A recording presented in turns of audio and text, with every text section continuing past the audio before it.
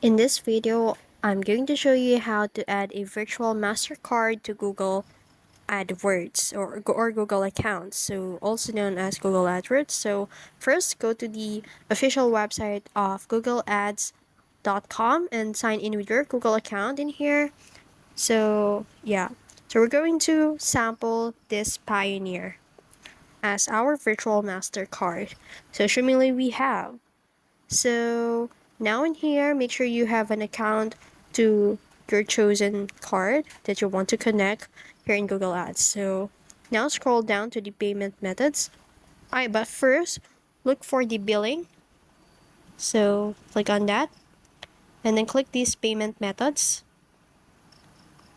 and wait for it to load up. And then in here, as you can see, I already have or added a two virtual card in here, or MasterCard, which is the Amex and the Gcash. So click this remove and then remove. Let's try to remove that, and then let's remove this first so we can start from the scratch. So as you can see, I don't have any payments method yet, so click on that and then click this add credit or debit card or the add Gcash, and then in here you'll need to input your card number from your virtual MasterCard.